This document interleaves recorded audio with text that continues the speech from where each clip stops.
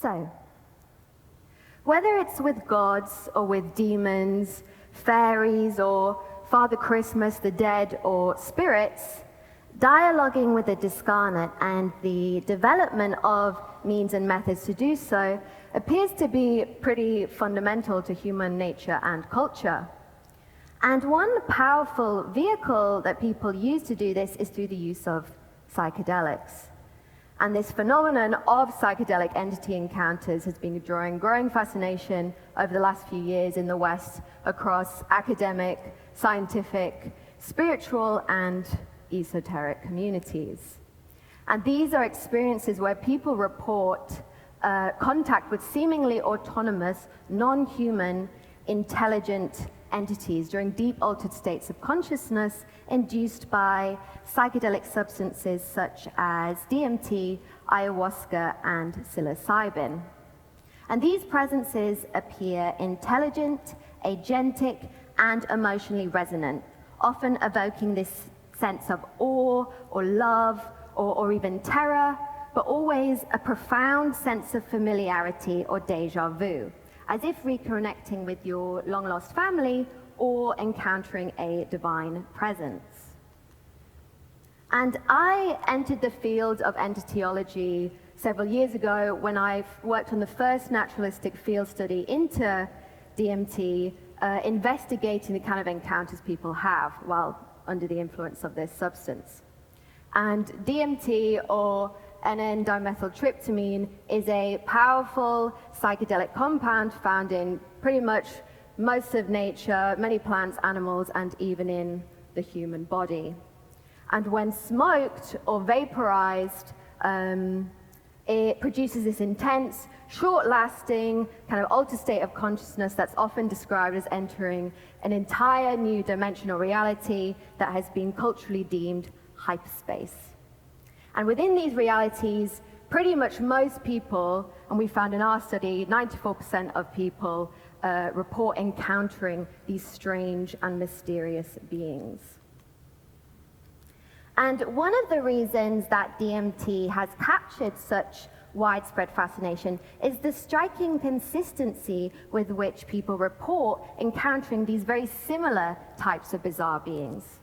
And so among the most frequently encountered are, as we just heard about, the machine elves, so these self-transforming entities that are often communicating through sound or through color or through shape-shifting language. It's common to meet the mantis beings, who are these insectoids that are often found kind of performing surgeries or psychic healings on people. You often get jesters, these trickster, clown-like entities, often putting you through kind of riddles and trials. There's the notorious grey aliens, of whose regular appearances led to the hypothesis that potentially endogenous DMT release is the cause of alien abduction experiences. You often meet dead loved ones. You often meet animal spirits and even religious figures. And these are just a few of the many, many different characters that people meet in DMT. And the question of the reality or otherwise of discarnate entities, whether it's aliens or DMT beings or the dead, seems to be a perennial one. And numerous interpretations exist and continue to evolve, but they generally tend to fall into these kind of four broad categories. And these range from the idea that the materialist theories that entities are nothing more than our brain's evolution to kind of pattern recognize faces and forms, that's all, to something resembling more like Jungian archetypes, and then all the way up to the literalist theorists who say that yes, these entities are real discarnate beings. And then within this subcategory, there's a whole host of other theories surrounding that. Maybe these beings are spirits of the dead, or maybe they're us from the future, maybe they're fairies, maybe they're aliens, and so on and so forth. However, regardless of their ontology, so whether these beings are real or not in the Cartesian sense of the word, they consistently have very real and lasting impact on the people who experience them. And so this is from one of the largest studies into psychedelic entity encounters. And they found that of the kind of 2,500 people that took part, over half of these people reported an entity encounter as one of the top 5 or single most personally meaningful, spiritually significant, and psychologically insightful experience of their entire life. So that's alongside meeting their love of their life, having their kids being born, and meeting an entity. And over half of people in the study who had identified as an atheist before the encounter no longer identified as such afterwards. So they'd had their entire belief systems completely transformed by this encounter. And pretty much everybody remarkably reported that these experiences felt more real than their everyday reality, both during the experience and after it had passed. So whatever our innate day-to-day intellectual beliefs, it's commonly recognized in magical and occult practices that embracing the perception of the discarnate entities that one is attempting to engage with in ritual will yield the best results. Or even the idea that belief itself is a tool that when employed can open up worlds of expanded perception, transformation, and agency.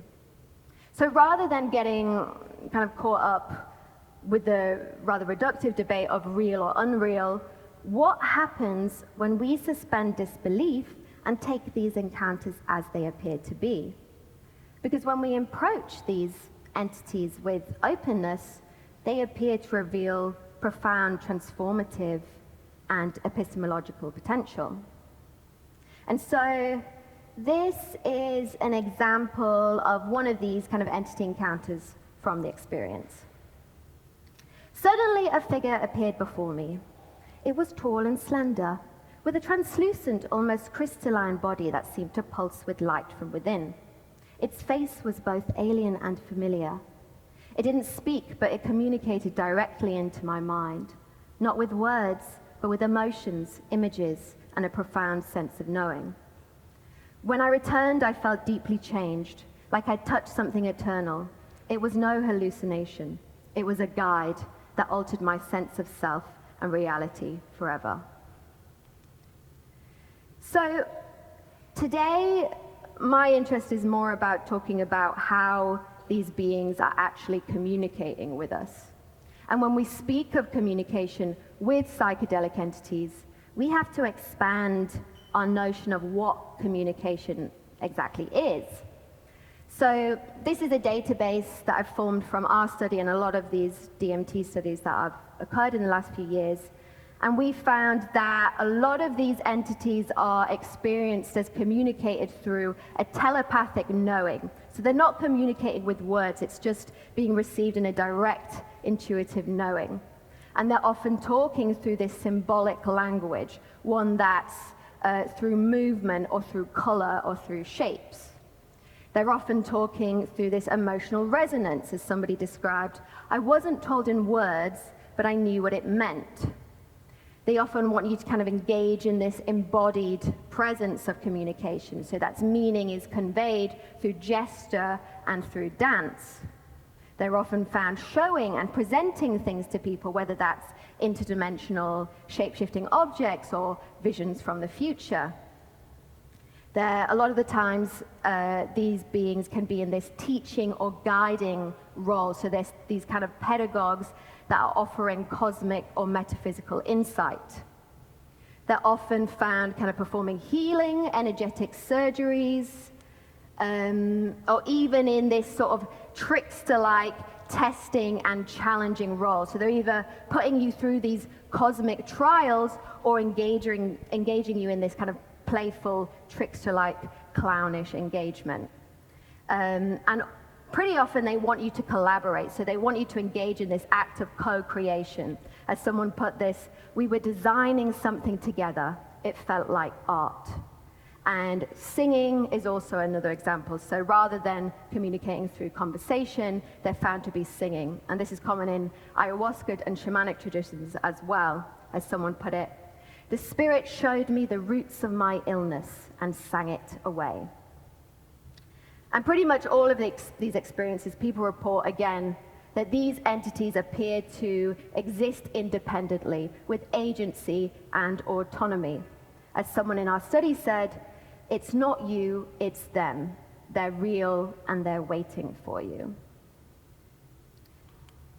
So, if these beings do demonstrate agency and intentionality and all of this emotional resonance, then we're not just observing them, we're entering into a relationship. And this calls for an approach that's more formed from a relational ontology. So the idea that being itself emerges through interaction. So what does relational communicating look like then in the psychedelic realm? And how do we communicate and engage with these beings in the right relationship? Do we have the right to burst into their dimension all high and weird and wide-eyed and demanding revelation and knowledge? Are we visitors? Are we collaborators? Are we the subjects of their study, or are we extractive tourists? And what do we offer in return? Are we going to offer them knowledge and teachings and care and co-creation? And so in response to these questions, I began developing the Interdimensional Embassy. And this is an evolving project that started with this virtual reality space I built in the metaverse. That is this hub of interdisciplinary and interdimensional communication. And so these are just a few of the kind of meetings and events that take place in the space. But at its heart, the embassy invites us to rethink intelligence and agency and communication beyond human-centered frameworks.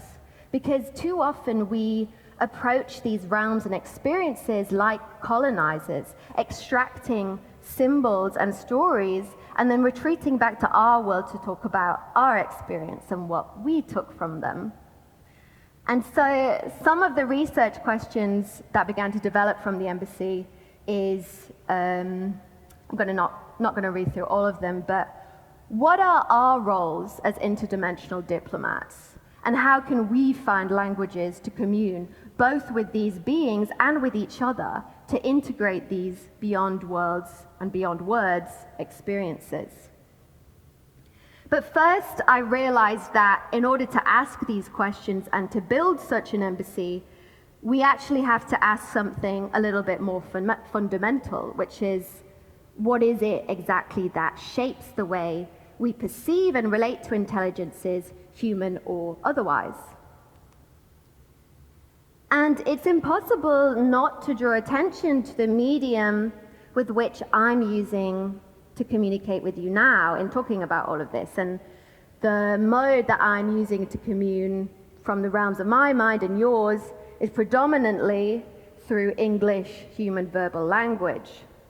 And language isn't neutral, it's implicitly biased. And it doesn't simply just describe reality, it creates it. So when we name and categorize and grammatically structure our perceptions and experiences, we're not reporting a pre-existing world, we're constructing one. So language here is actually a world-building device. It's a portal, not a reflection. And all the words and all the language I'm using in this talk, whether it's spirits or entities or technologies or psychedelics, they all carry their own very loaded worldviews, their own languages, their own laws, and their own cosmologies. And so this idea of linguistic relativity is that language itself shapes thought, perception, and belief. So to speak is to cast a spell. It's to invoke and stabilize certain worlds, meanings, and relationships whilst erasing others. So what happens when we try to speak with entities that refuse grammar? Because they don't speak with grammar and words. They speak in sensations and colors and telepathic transmissions. So trying to translate their language into linear words, translation here acts as a kind of form of perversion or subordination. So it can either open a space for relationship or impose domination and erasure. But I see this language breakdown that DMT and psychedelic entities kind of induce to be an opportunity to learn to speak differently, more in resonance, and through that open up new worlds of perception and comprehension. As Terence McKenna said, the entities want you to become the music, to hum the message, not paraphrase it. And it's also important to mention that verbal languages that do more effectively communicate the entity encounter and the psychedelic experience do exist, and indigenous languages often embody this animation and fluidity that Western languages don't. And an example of this is the Huarática language, and these are the Huarática people, and they're a northern Mexican tribe I've been working with for the last several years, and their way of life is centered around the use of the psychedelic cactus peyote and the belief in discarnate entities that they're in constant communication and relationship with. So to them, the peyote contains the spirit of the blue deer, of Kayumari, the trickster deity. And in their language, most words are verbs, which is different from Western language, which is predominantly nouns. And so their language both mediates and constructs this reality where it's a collection of animation and relationships rather than static, dead objects. And through this, they have kind of multiple names for things that we only have one name for. So for an example of this would be corn. They have different names for it depending on what stage of its life cycle it's in, and that reflects that it's a living entity that is not just one thing. Another example of this is that they also purposefully change the names of things and of each other for the purposes of ceremony. So at the beginning of each pilgrimage, which they do kind of annually and biannually, each pilgrim has to confess and reel off all the names of the people that they've had sex with since the last pilgrimage. And then these names are continuously repeated throughout each ceremony for the several months of the pilgrimage cycle. And every pilgrim receives a new name that is from that list of names people have had sex with that's of the opposite gender. So, for example, if you'd slept with someone called Roberto, I may become Roberto for the next several months. And if you call me by my original name, you have to pay a fine. So it's a very serious game. And this is a means of them kind of using language both as a way to reflect their way of seeing the world, which is alive and sentient and in constant flux, but also as a tool to challenge rigidity and perception, and that keeps the community in constant evolution, whilst also reflecting the importance of relationships and that to their entire cosmology. And in many indigenous cosmologies like the Huarática, entities or spirits are not just hallucinations or things to control in order to get kind of something for ourselves. They're kin. And the shaman in this context is an interdimensional diplomat. And shamanism itself is this kind of made-up anthropological construct that homogenizes several different practices, but at least a minimal workable definition that we can work with is that they are people who, by profession and in the name of community, which is a very important point, entertain an intermittent commerce with the spirits of nature. So shamanism then is this practice of altering one's state of consciousness for the purposes of maintaining relationships with the spirit world and keeping balance across visible and invisible ecologies. And in such polyphasic cultures, dreams, visions, trance states, these are all as epistemically valid as ordinary waking consciousness, which is opposed to the kind of Western mainstream view that really only values ordinary waking perception as reality. So we can see it as this shamanism as this system of seeing and relating. And it stems from animism, which is the worldview that everything in the world, whether it's objects, places, words, thought forms, disease, hats, pubes, they all are alive, sentient, and they all have agency and free will. So the relevance of all of this is that these cultures and their traditions have worked with psychedelics, and through refining, protecting, and communed with these substances and the entities that they lift the veil to for thousands of years through generations of direct relationship. And indigenous cosmologies aren't fringe beliefs, but they're alternate and refined epistemologies and science in their own right. And they've generated sustainable lifeways that protect 80% of the planet's remaining biodiversity, even though they only actually compose less than 5% of the global population.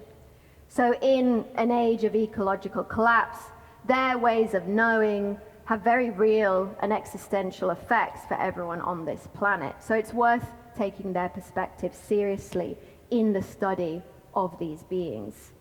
And to take a worldview seriously, it doesn't mean that you yourself have to believe in it, but it's to open pathways to a pluriverse.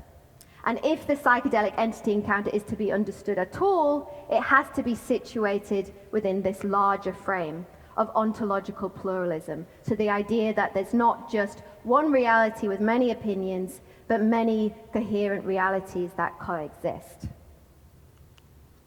In light of that, what are some of the relationships through which communication with these beings can best occur? And as we've talked about psychedelics, whether we view them as sentient, whether we kind of believe in these entities, we can view them as these technologies to open communicative pathways between human consciousness and non-human intelligence. So they're like a chemical invocation, and DMT in particular is perhaps the most efficient way of doing so. And I'm not going to go into this because Julian is talking about it in his talk, but scientists are really kind of experimenting with the means to kind of enhance these longer and more clearer contact with these beings. I'm going to skip this because we don't have time for that.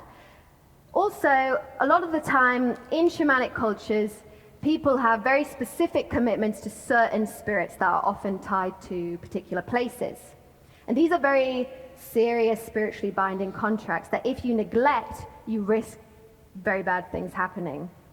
And I know this personally because for the last 10 years, I've been in a relationship with a Discarnate wolf spirit that lives here in a place called Wolf Mountain. And in order to maintain that relationship, I have to regularly journey there and give him the right offerings and nurture that relationship. And my mum, she also had a commitment to him. And when she died, she wasn't actually freed from that commitment. So in order for me to free her spirit, I had to carry out all these kind of ceremonies and sacrifices and acts on her behalf to make sure that her spirits wouldn't be badly affected by her not completing the commitment. So even if you yourself have become a discarnate spirit, you still have to honor the ones and the relationships to them you made in your life. And finally, a method of communicating that's pretty intrinsic to all of these cultures is through shape-shifting or lycanthropy. And this idea of perspectivism is that the world is inhabited by multiple centers of subjectivity. So there's not just one objective reality, but there's a multi-natural world that is woven together through relationships. So to communicate with entities, one must undergo this shape-shifting process by temporarily inhabiting the perspective of the thing in order to understand it and commune with it. And this is also a very practical knowledge system. So in order to learn about something, for example, if you want to see something far away, you will shapeshift into a bird to fly ahead and see it. So based on this, how do you learn about how to communicate with and study DMT entities better? You become the entity. And so during my research, I began using performance as a method to study and participate in these relational dynamics of entities and collaborate with them. And so this was drawn from our DMT phenomenology, that's from our research and from first-hand reports. And from this, I created real-life site-specific entity encounters, where people were intercepted or led into environments where they were each given their own independent and unique entity encounter. So some would be giving like an existentially terrifying experience, some would be invited to commune through gesture or dance, or presented with interdimensional objects, and so on. Before finally at the end, they were all shape-shifted into trees and planted and left alone in the environment. And rather than simulate entity encounters digitally or in words, this was a kind of seeking to embody the data and to allow art and performance to function as its own psychedelic technology and form of study in its own right. So one that doesn't simply just describe the encounter, but collaborates and co-creates it anew. So the arts here function as their own language and world-making practice, a method of generating new ontological conditions through enactment, so ritual theatre. Because in ritual and performance, we can create these thresholds where selfhood and perspective and ontology can shift more effectively than in speaking. So to truly know the entity, we must become the entity. We must learn to speak its language, not only through imitation, but through co-creation, through trickster play, through challenging, through teaching and self-transforming. We must dare to inhabit its perspective. And through these mediums of communication, we remember that we're not just disembodied minds peering into the spirit world, but we're carnal organisms within a living ecology. And the health of that ecology, both physical and imaginal, depends on forming the right relationship. So lastly, what is the interdimensional embassy? Well, based off everything today, I envision it to look something a little bit like this. So here we have kind of dancing, communicating through gesture and emotional resonance. There's an idea of kind of embodied presence going on and a kind of co-creating collaborative performative act. You can see that the entity is maybe in this kind of teaching pedagogic role, and there's some direct cosmic shape-shifting. And so the embassy is not a place in the real sense of the word, but it exists, and it's an invitation, because these encounters challenge us to develop relational, reciprocal, and pluralistic ways of knowing, and develop new ways to relate and communicate across boundaries. The architecture of this embassy is epistemic democracy, the recognition that no single worldview holds the full truth, that all these disciplines, science, the occult, shamanism, they're all valid knowledge forms. We must become polyglots of consciousness. We must practice shamanic hybridity and shift perspectives, whether that's of disciplines, cultures, politics, or species, and travel between all possible worlds. And we must form multi-species and multicultural ethics and alliances, respect for all beings, knowledge co-created with all beings, and the recognition that we're all interconnected in ecology and consciousness. This is a mission to build bridges between minds, species, and worlds, and a place for scientists and mystics and artists and shamans and occultists and entities to gather. And in the age of ecological and political and spiritual crisis, such diplomacy isn't optional. Because if we can learn to communicate across planes of being, across species and languages and worlds, we might also relearn how to communicate and begin to heal this one. Thank you.